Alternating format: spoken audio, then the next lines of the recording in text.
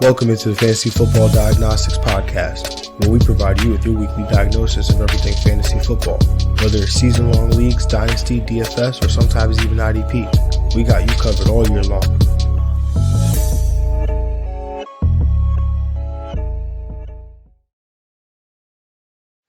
Let's do it. Let's get to it. Welcome into the Fantasy Football Diagnostics Podcast, episode 238. I'm your host, John June. Week 15 recap. Co-host Greg Penniman with me. Greg, what's good, man? What's going on? Crazy. Probably the craziest week of NFL just occurred. I mean, a lot of stuff happened, a lot of injuries, a lot of people in and out. But, first round, if you guys survive, congrats. And let's get on to them semis.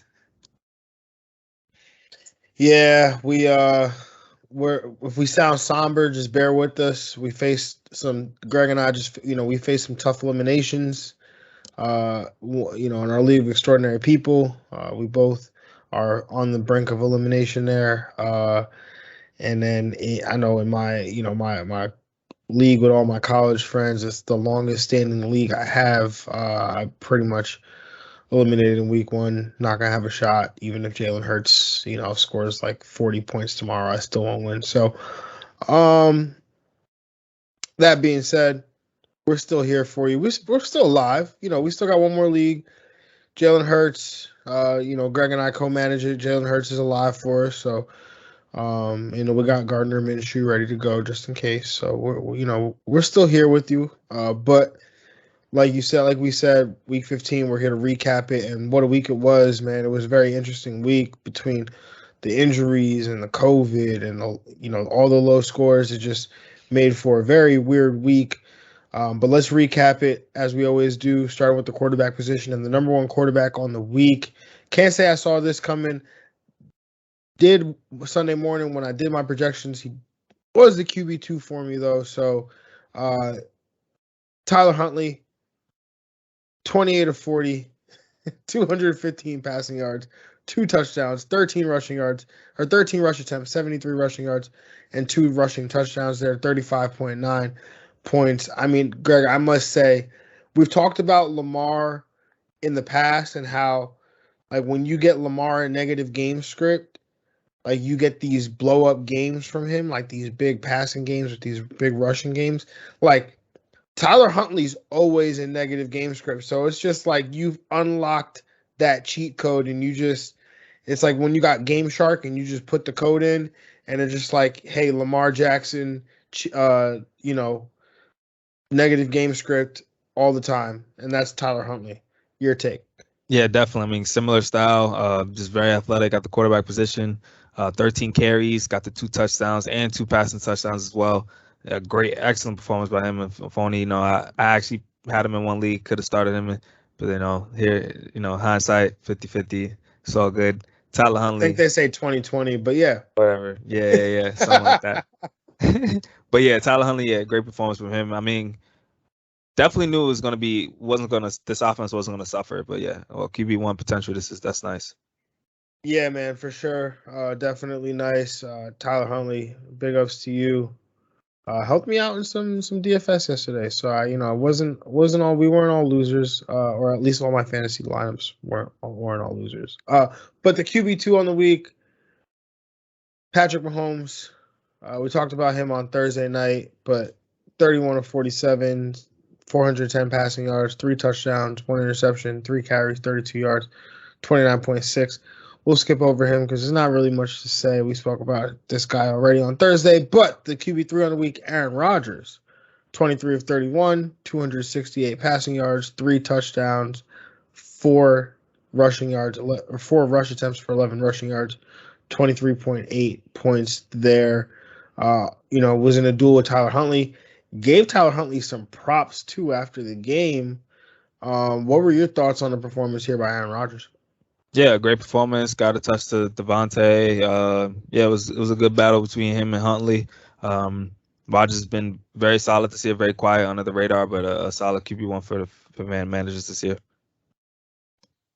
Yeah, he's definitely been a very, very solid QB1 there for fantasy managers. Moving on to the quarterback or rounding out the rest of the top 12 here. The quarterback 4 in the week, Cam Newton. Quarterback 5, Justin Herbert. Quarterback 6, Josh Allen. 7, Jared Goff. 8, Mac Jones. 9, Davis Mills. 10, Jimmy G. 11, Tua Tagovailoa. And 12, Matt Ryan. I mean, it was ugly. Once you get past Mac Jones at 8, so bad into that Davis Mills range, it was ugly. The quarterbacks 9 through 12 all ending up with under less than 15 fantasy points on the day. In terms of honorable mentions, there will be no one that we talk about in terms of honorable mention. No. But Greg, anything you got to say about these about quarterbacks? I guess 4 through 8 that I guess we haven't spoken about. I mean, Jared Goff getting a win, that's like more important, I feel like, than even his fantasy performance. So that's a big ups to him and the Lions for getting it done. And that's about it. Yeah. Cam Newton finding a QB1 performance is nice. Top 5 performance, actually. But yeah, that's all I really. It was pretty rough. I mean, hopefully Jalen Hurts could be the honorable mention of this week. Yeah, maybe. Hopefully Jalen Hurts can just climb into this top 6 here. But yeah, I mean, Cam Newton to finish in the top 4 like he did, I did not foresee a good game for Cam Newton at all.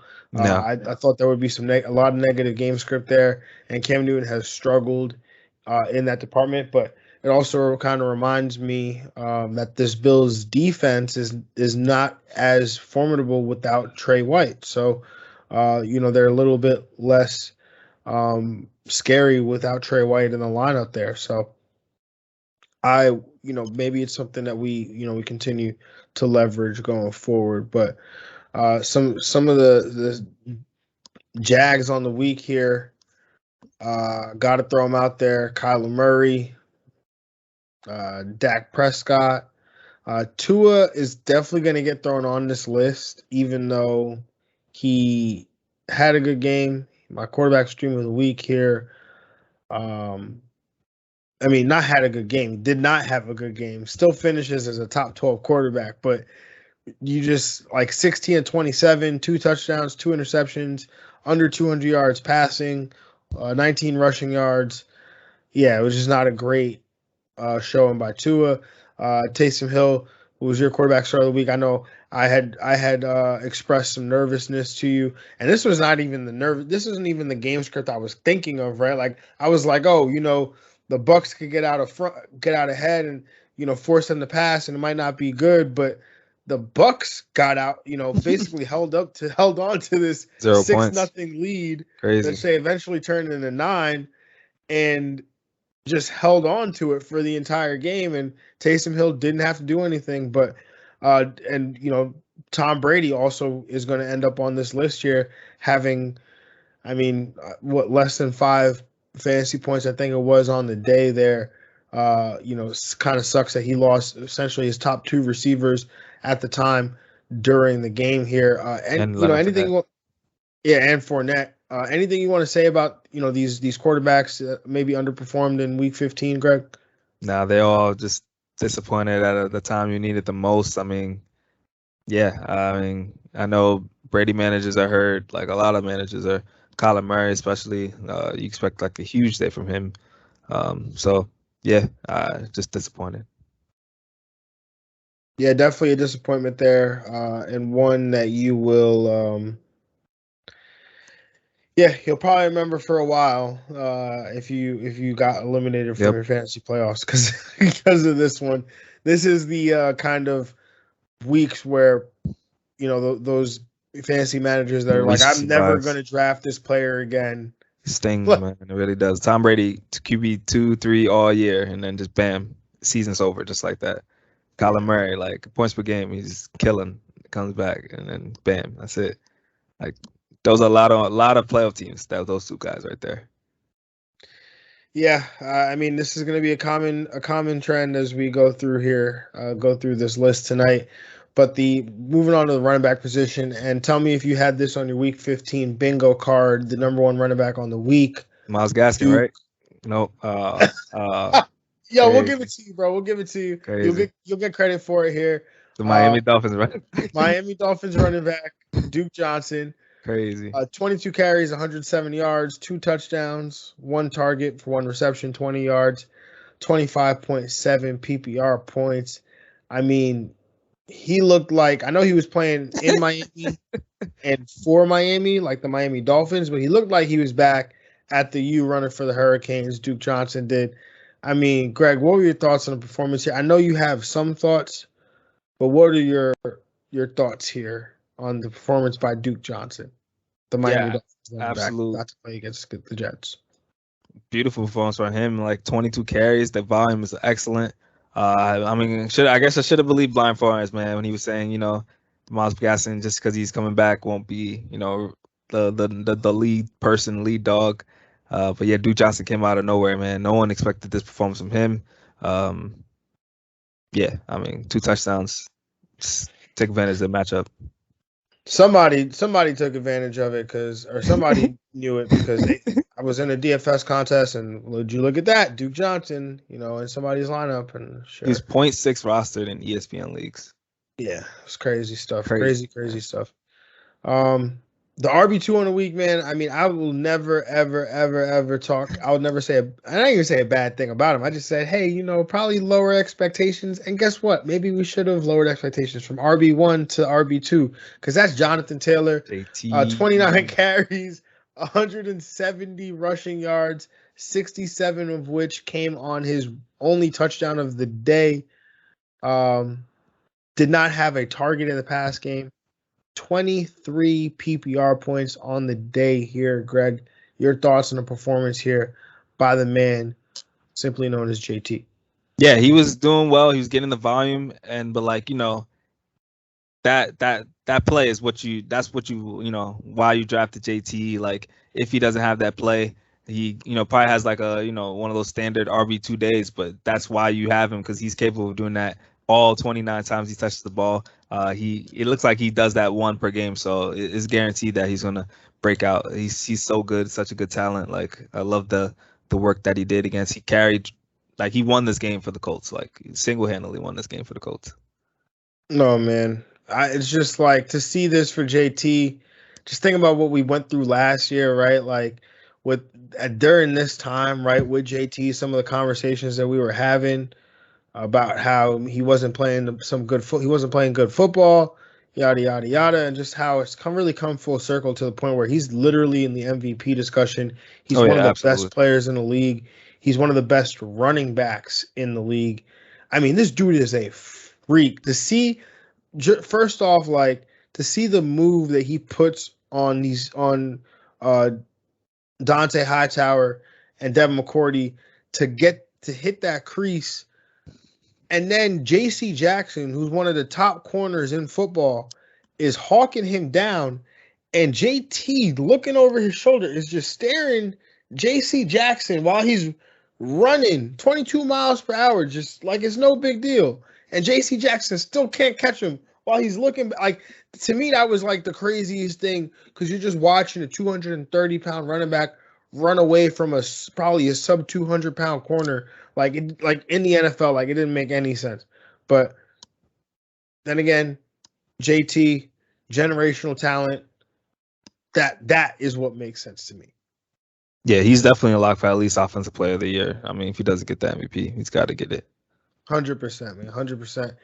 Let's move on to the RB3 on the week. And I feel like maybe we got to get some credit for this one, sort of, kind of. Jeff Wilson Jr., 21 carries, 110 yards, 1 touchdown, 2 targets, 2 receptions, 9 yards, 19.9 PPR points on the day. Greg, your thoughts on the performance here by Jeff Wilson Jr.? Yeah, once Eli Mitchell or whoever's going to be the starting running back for the 49ers is going to have an opportunity to blow up for a day. That's just a really good running football team. And once I heard that news, I tried to add him in as many leagues as possible and get him in the lineups, because he's going to get opportunity. 21 carries, a lot of running backs getting this high volume this week, which you'd like to see. So yeah, he made the best of his opportunity for sure. Definitely, man, definitely. I mean, not a 3 touchdown day, but it was one of those random Jeff Wilson finishes as a top 3 running back day, and those help you advance in the fantasy playoffs. Hey, maybe he won't help you next week, but definitely helped you advance this week if you took the shot on him. Rounding out the top 12 here, the running back 4 in the week, Austin Eckler. The running back 5, James Robinson. The running back 6, Devin Singletary. 7, Nick Chubb. 8, Zeke Elliott. 9, Deontay Foreman, tying with Amir Abdullah. 11, Aaron Jones. And then 12, like in 3 quarters, man. Shout out to you, man. Leonard Fournette getting an RB12 finish there. Granted, the week's not done as we sit here recording this during our second Monday Night Football game. But Greg, your thoughts on on any of these guys between 4 and 12? Yeah, I mean, Leonard Fournette getting it done, even with that team shutout, getting hurt, not giving you a dud day, which is 7 nice. targets, 7 receptions, man. Yeah, I think he's the leader in running backs and receptions this year. He's been pretty. Yeah, I think he's been doing really well. Zeke Elliott, of course, coming through in week 15, good performance from him. And Nick Chubb, I'm glad they got him the volume 23 times, almost won the game, but they could have gotten more because he only had 6 carries in that first half, I think. Definitely. Yeah, Deontay Foreman really taking over as absolutely the lead back in Tennessee. 22 carries for him too. Great volume. Yeah, 22 carries, 25 total opportunities. That was great to see. James Robinson, running back start of the week, had the volume there, even in a loss.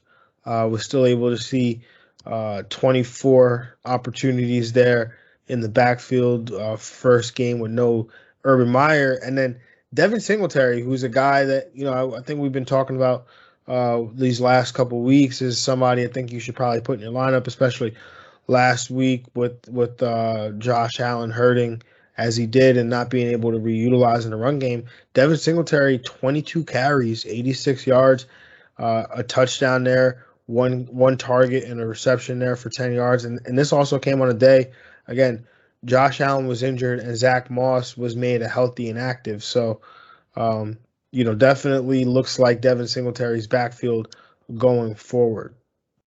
Yeah, you hope so. Definitely.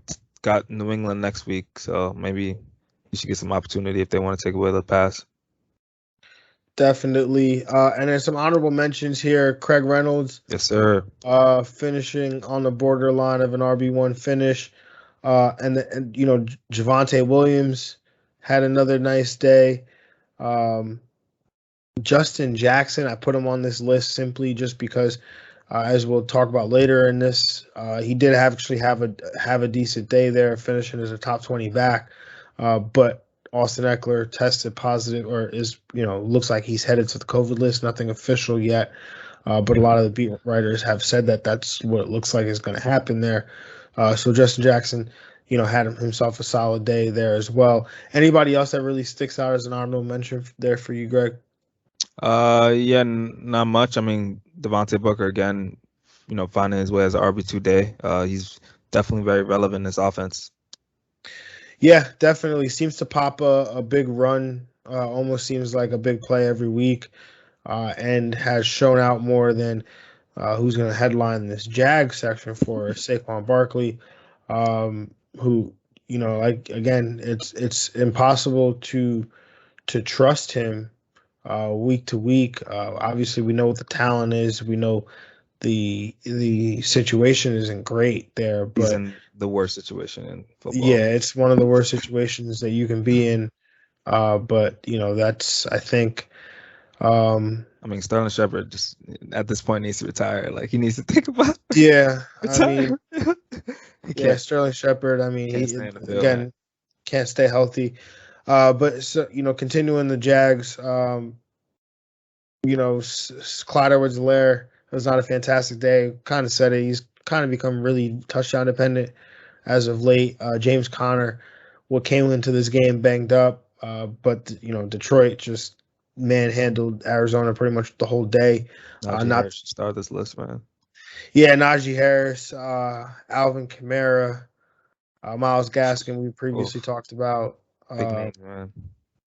Cordell Patterson, Michael Carter, Devontae Freeman, Joe Mixon. Joe Mixon, Chase Edmonds, if you took the shot on him too. Yeah, it's a really long. Trust me, it's going to be like this pretty much the whole day. Yeah, anybody else there that really stunk it up there at the running back position? No, we can move on. All right, moving on to the wide receiver position. The number one wide receiver on the week, Tyreke Hill, 13 targets, 12 catches, 148 receiving yards, and a touchdown, 32.8 PPR points. We spoke about him on Thursday. Anything else you want to add about Tyreke, or should we move on? Nah, man, this man's gonna hopefully continue to blow for you. Definitely. The wide receiver 2 on the week, Brandon Cooks, 10 targets, 7 receptions, 70 yards, 2 touchdowns there, 29.2 PPR points on the day. What are your thoughts on Brandon Cooks' performance, Greg? Oh yeah, man. The cream of the crop of that wide receiver 3 crew, probably sleeper wide receiver of the year. This man's been balling in the one of the worst situations. He seems to get it done, which is so impressive. This team getting it done again, beating the Jags. Yeah, he's been awesome all year. Yeah, definitely Brandon Cooks. I mean, he's been a value at the wide receiver position, just being, like you said, been getting it done all year, regardless of who the quarterback's been. My guy Chris Pinto came on here over this summer and talked about Brandon Cooks and how, he literally could play with any quarterback. Even if Davis Mills came in, he said that, and this has come to fruition. So shout out to that. Wide receiver 3 on the week. This is like a game that we felt has been coming for so long, Greg. Facts. I mean, I know we didn't even have to talk about it. You took the shot on him in our, I just went. It's like, I wonder, if we're gonna play Gabe Davis this week. I went in our lineup, in our matchup, in our co-managed league. He was there. I started him in 2 of my other leagues, so I was excited when this matchup happened. Gabriel Davis, the wide receiver 3 on the week, 7 targets, 5 catches, 85 receiving yards, 2 touchdown receptions. What a lovely day there was. 25.5 half PPR point, or PPR points rather, 25.5 PPR points from Gabe Davis. Greg, your thoughts on the performance here by the second year? He's a very talented receiver. He's very fast. I mean, this is kind of what we thought would happen before they signed Emmanuel Sanders. I mean, they really didn't need Emmanuel Sanders. I think Gabe Davis is ready to take this role as being a low-end wide receiver 2 for this team. Hopefully next year. This is definitely a guy, if you're like out the playoffs, you like an eyeing on right now. Yeah, definitely. He's one of those guys that if you are playing in the playoffs, he's a guy that you have to get on your roster. I'm sure that we're going to talk about him in the waiver portion of the show here. But rounding out this top 12, the wide receiver 4 on the week, Christian Kirk. The wide receiver 5, my start of the week, Amon-Ra St. Brown. The wide receiver 6, Russell Gage. Wide receiver 7, Marquez Valdez-Scantling. The wide receiver 8, Tyler Boyd. The wide receiver 9, Keenan Allen. The wide receiver 10, Deebo Samuel. The wide receiver 11, Josh Reynolds. And the wide receiver 12, Marquez Callaway. Greg, thoughts on these top 12s here? Definitely, Amon-Ra St. Brown, also Russell Gage, both shout outs by you to have a solid day. MVS again, showing a little consistency after, the first week where everyone picked him up. Now, the week after is when they do blow up. Josh Reynolds again, second half, well, since he got, signed for Detroit, having some relevant weeks. Yeah, a lot of receivers stepped up this week. Yeah, definitely a lot of receivers stepped up. Amon-Ra St. Brown, obviously my start of the week. Russell Gage was, believe it or not, in consideration for my start of the week. Mm-hmm. So I'm glad he came through here. He's just been on a tear these last few weeks there with his target share numbers, and that kind of continued today, or on Sunday rather, 11 targets. Both these guys had almost identical stat lines. Amon-Ra St. Brown, Russell Gage, 11 targets, 8 receptions. Mm-hmm. Russell Gage, 91 yards. Amon-Ra St. Brown, 90. Each had a touchdown. We did see Amon-Ra St. Brown taking some carries out of the back. So that was interesting. Nothing really surprises me. Christian Kirk, I mean, again, we kind of thought that would happen. Yep. Him being the number 1 guy there in Arizona with, with the loss of DeAndre Hopkins. And then Tyler Boyd kind of just again, every time you think he's done for, he's Word. dead. He just breaks like a 50-yard touchdown, Word. and you're like, all right, I guess we're still here. Yeah, some honorable mentions here: Devontae Parker, Hollywood Brown, Tim Patrick. All three guys that had a very solid day, especially Hollywood playing with the backup quarterback. I know some people may have not,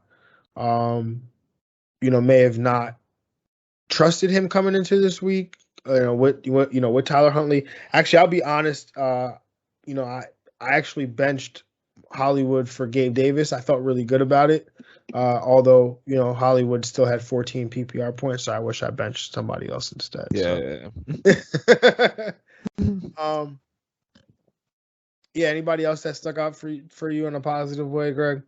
Well, Zay Jones is gonna have a solid day. He had 6 for 67, so that was nice from him today. I know Zay Jones has a special place in your dynasty heart, Greg. No.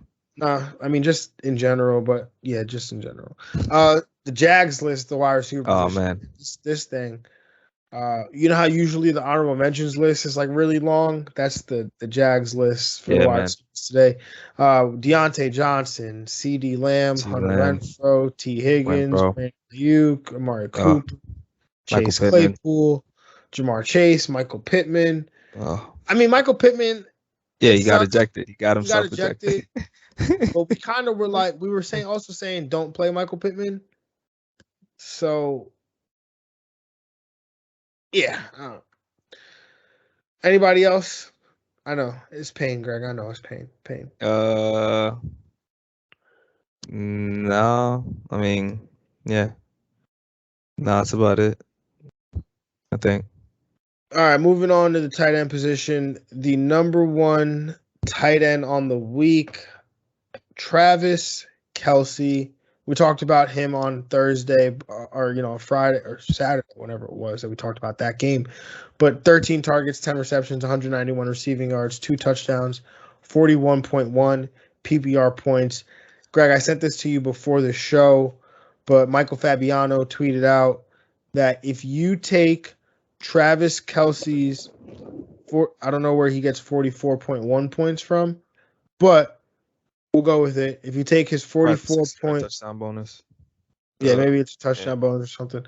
44.1 points alone would have beaten a lineup of Tom Brady, Alvin Kamara, Najee Harris, Joe Mixon, Deontay Johnson, Amari Cooper, and Rob Gronkowski.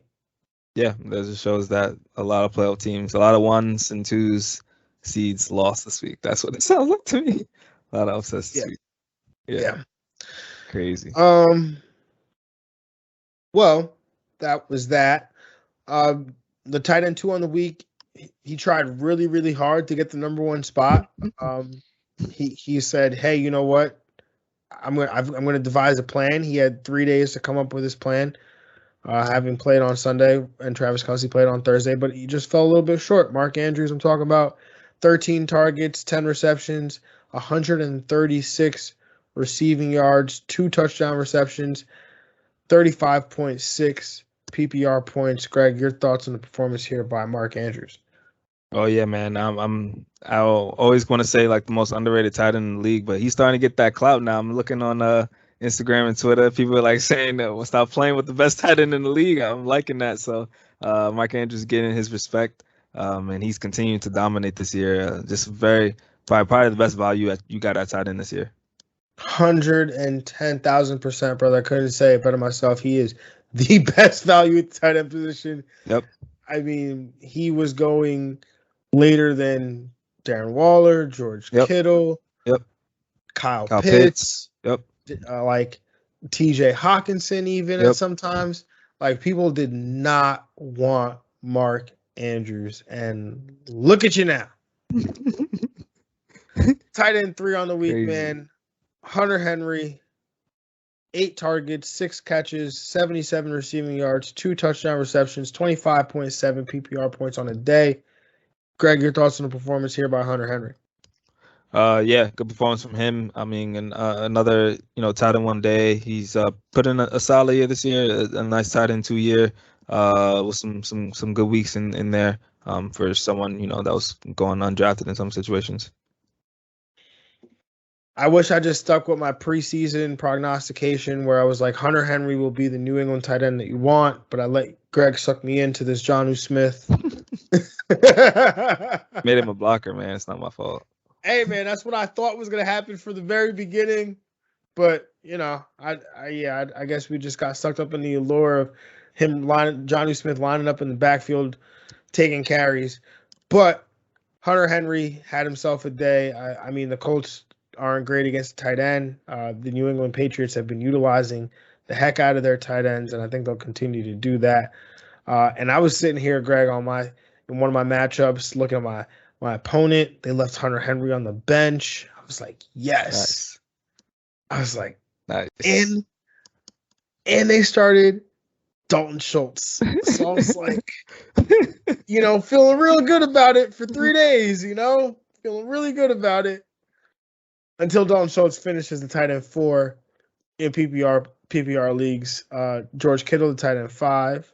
Foster Moreau. Like, seriously, Foster Moreau? I have Darren Waller in the League of Extraordinary People, and I've been trying to use you for like 3 weeks, and every time it doesn't come through. But this time, this week, today, that's when you decide you want to do something. 9 targets too. Yep.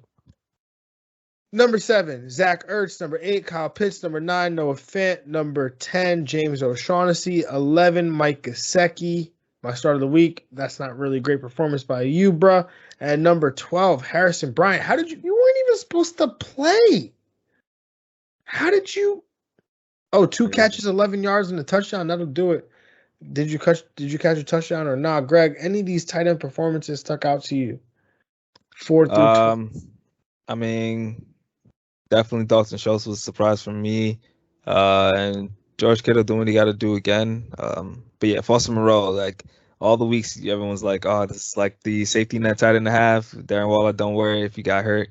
Got Foster Moreau. He's super talented. And he finally comes through. Yeah, man, crazy. It's crazy, bro. It's crazy. It's like the Mike Boone thing. It's like, yep. It's just, oh God, it's upsetting. It's very upsetting. And Dalton Schultz, I blame myself. I used words like evaporated. Anytime I do something like that, I say something like that on this show, like the player, I don't know if he heard it and he plays it like every other Cowboys pass catcher was evaporated. So I guess he has to play well. Crazy. Like, I don't know if they just play the clip before they go out on the field and like, I'm gonna show this guy. But I don't get it, man. I really don't understand like why does it have to happen when I do this. Honorable mentions, we don't usually throw them out, but I will throw one out. We did throw him out as desperation type flex. I mean, obviously, he didn't kill you, but he would have finished as a tight end 13 this week, so would have been okay. In terms of Jags, anybody let you down this week, Greg? Oh, nah. Tight end was rough this week. I didn't expect anyone to really kill except the people that are supposed to. Yeah. All right. Let's. That's right. I was like, why do there? It's like there feels like less names on here, but Darren Waller's hurt. T.J. Hawkinson's hurt. That's really it. All right. Long list here of injuries to go through. So, start at the top. Leonard Fournette. We talked about him briefly. He's out 1 to 2 weeks, it seems like, with a hamstring injury that he suffered in the game on Sunday night. So Ronald Jones will assume the lead back role there. It seems like it'll go to some kind of committee there with Keyshawn Vaughn getting in the pass work, obviously with Giovanni Bernard, as we mentioned a few weeks ago, being out for the at least foreseeable future with a hip and a knee injury. Also on the Tampa Bay front, Mike Evans, the wide receiver, is out with a hamstring injury. Supposedly nothing major, but he should be week to week here. He's definitely out week 15. So, I always say week to week. It's probably never a good thing. So, I think that would pretty much put him out of the fantasy the fantasy regular season there, or fantasy playoffs, I would say, or fantasy season. Let's just go with that. Chris Godwin, whether it's fantasy season or regular season, he's out of it. Torn ACL is presumed at first to be a sprained MCL, that he could, potentially make it back for the playoffs, but he will be out for the year with a torn ACL here, so he's gone. So Tom Brady losing 3 of his top weapons there, basically in one night. Does get Antonio Brown back this week, so that's obviously they're probably not thinking about dropping him now. Nope, definitely not dropping that man now. So Antonio Brown will definitely walk into an opportunity here for 15 target days potentially. The Elijah Mitchell, he's also dealing, moving on to the Elijah Mitchell, who's a San Francisco 49ers running back. He's cleared the concussion protocol, but he's now dealing with a knee injury. Actually, he's been dealing with that knee injury, but he was dealing with concussion and a knee. Now it's no longer a concussion, just the knee. So waiting for him to recover from that. Teddy Bridgewater, he suffered a concussion in the game on Sunday. He'll be out for week 15. Drew Lock will get the start there in Denver. And then Kadarius Toney for the Giants. He's expected to return this week against I don't even know who they play. Who do the Giants play? Doesn't matter. Doesn't matter. But Kadarius Toney's projected to be back this week. He was on the COVID list. They play the Eagles. They play the Eagles. Also dealing with an oblique, so expected to return this week. Also expected to return, not sure if it's this week or potentially next. A.J. Brown, he's been designated to return from injured reserve, dealing with a chest injury. And then there goes the COVID list, which, again, as it gets shorter, just continues to get longer. Austin Eckler was the latest player that we referenced at the top of the show, was added to not officially added to the COVID list, but the expectation is that he will be. Travis Kelce, he was also added to the COVID list, vaccinated player who tested positive. Kendrick Bourne, also added to the COVID list, wide receiver for New England, as well as quarterback for the Detroit Lions, Jared Goff, ends up on the COVID list. So now that we've got all that out of the way, Greg, we know everything that we're dealing with between injuries, COVID, players that are on our roster that are healthy right now but could also end up getting COVID at any time between now and the next time you have to set a lineup, which is, I guess, technically Tuesday, but for week 16 it'll be Thursday. So, Greg, I'm going to leave it to you right now. Where are you trying to accumulate the most talent? Where do you see the most talent on waiver wire right now? Where are you trying to get the most depth at right now? And you just take it from there. So receiver does have a lot of depth right now, which is nice. I think for the rest of the season, I think Gabriel Davis, if I had to rank for receivers, a lot of depth. Gabriel Davis is number 1 for me. He's 19% rostered. I think he has rest of the season low on wide receiver 2 value. Him and Amon-Ra St. Brown. Like that, those two guys with Russell Gage is kind of an alma mention. That kind of trio is going to give you some top 30 weeks, definitely, for the rest of the season, which is nice. And I think that's something we need right now, late season, especially a lot of these receivers are banged up, especially, I know Christian Kirk is probably gone. So these 3 guys are going to give you top 30 weeks. Probably in the next tier of the wide receivers are Marquez Valdez-Scantling, who's 41% rostered, and Josh Reynolds, who's 10% rostered. I think those are deeper league guys who they can definitely have some wide receiver 3, wide receiver 2 upside, but definitely deeper league I'm looking at because they probably doesn't show as much consistency. Also, situation for them on being on Detroit, and Amon-Ra St. Brown is definitely the one in that offense. After receiver, I think I'm looking running back. Running back does have some depth, especially with these guys that are hurt and backups. Justin Jackson, especially if you're the Eckler manager, you sure to already have Justin Jackson on your team. But if not, I would look to try to grab him. He's 6% rostered. Eckler does have a chance to come back, but you don't want to take chances on that. We thought maybe Lamar could come back and Tyler Huntley went off, so it's possible. After that, probably Craig Reynolds and Amir Abdullah, I think, are the next two guys. As far as volume, Craig Reynolds got a lot of work. Got 26 carries. You love that number. So I think him and Amir Abdullah after that, he got a lot of work for Carolina. In a negative game script, he got 8 touches, but he did the most with them. I think he has some wide receiver running back 3 weeks, but Craig Reynolds can give you, I think, some low end RB1 value depending on the matchup, but he's a strong RB2 for me. Duke Johnson after that, I don't like his matchup next week, but if he's going to be getting the volume of the work in this offense, he can give you RB3 weeks. And Devontae Booker, we've been talking about it for the last couple of weeks, 23% rostered. Gonna be competing with Saquon to give you the best offense in Giants. I think this is a desperation pickup. I don't really want anyone in the Giants offense, but if you don't get anyone in this, you gotta probably kind of settle for him. After that, looking at quarterback, Tyler Huntley, especially if you're the Lamar Jackson manager, you don't know how bad that injury is, don't know how close Lamar was. I think you got to go get him, especially in 2 quarterback leagues if you don't already. And after that, because of matchup, Matt Ryan has Detroit this week. He's 41% rostered. He still has a groove. I think he's finding Kyle Pitts and Russell Gage in some good situations. So he totally, I think he won't kill you in that matchup. And Jimmy G should have had probably a better week. Still had his own a little bit, but he's got Tennessee this week. Also 41% rostered. That can give you a solid, I think, high in QB2 week. And as for tight ends, it's always looking deep. I mean, very slim, very slim. So this is the last spot I'm looking at for sure. Alberto, 1% rostered. That's about it.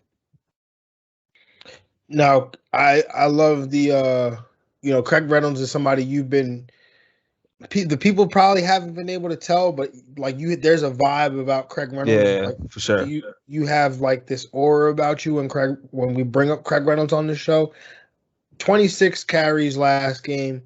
That's a huge number that we haven't seen by, I don't think, any Lions running back to this point. No. Granted, that's that one Swift game probably, but that's about it. Yeah. There's kind of layers to it too, right? Like we haven't seen the Lions lead in a game like this, like the way they were on Sunday. Any concern with Jamal Williams being activated off the COVID list, that we don't get this 3-down Craig Reynolds usage? Yeah, definitely. I mean, they do like to give the carries to Jamal Williams when Devontae Swift is in. First, we have to make sure Devontae Swift is going to stay out. I know he was an IR candidate before, so I don't know what their plan is with him. I mean, he's one of the best young prospects. I don't know if they want to risk it when they only have 2 wins now. But if it's just Reynolds and Jamal Williams, I think they probably get a split of carries. So I could see Craig Reynolds still getting about 15 carries. Yeah, I could definitely see that too. And I think that because even though we didn't see the pass game usage, I don't think that means that it won't be there, right? Right. It'll still be there. Craig Reynolds, he did that in the previous game, right? Like there will be opportunities. Oh my goodness.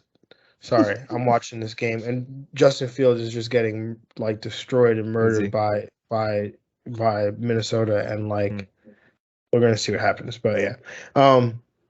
So Craig Reynolds, he will have some opportunities, I think, in future games as they'll be trailing and whatnot, to be able to be utilized as a pass catcher. But he's definitely been solid. You spent that bread on him in our dynasty league. I did. So Greg is cheap with the fab. So once he spent some money, I said, "Oh, Greg must really like Craig Reynolds." For sure. All right, yeah, good stuff, man. Anything else you want to add from the waiver perspective? No, I mean, just hopefully it's gonna be a late week. Hopefully pay attention to tomorrow's games. Hopefully Hurts can get it done. I mean, yeah. Other than that, no. All these guys hopefully should come through for you next week. What do you say to the people that need Hurts to not come through? Oh, I mean, It's not me. You know, I'm on the side that need Hurts to come through. So I don't know that dimension or that universe that you know, this is shout out to Spider-Man. You know, if you haven't seen it, go see that. Oh, there you go, Greg. Just ruined the movie. All right, y'all. Hey, it's in the previews. He totally said in the previews there's multiverse. All right, y'all. Well, again, we appreciate it. We hope that you are still alive in the fantasy playoffs because it was tough. It was a tough week. So, everybody, good luck to you for the rest of the week. As it's not over yet, there's still Tuesday football. We got the Rams and the Seahawks and the Washington football team and the Eagles both kicking off at 7, so that'll be interesting. So we'll catch y'all on Wednesday. We will break down every single game of Week 16 on our Wednesday show that will air Wednesday night. You'll probably catch it Thursday morning. But you know, a little FFDX Christmas spectacular. But until next time, y'all have a good one. Good luck. We're out of here. Peace. Yeah.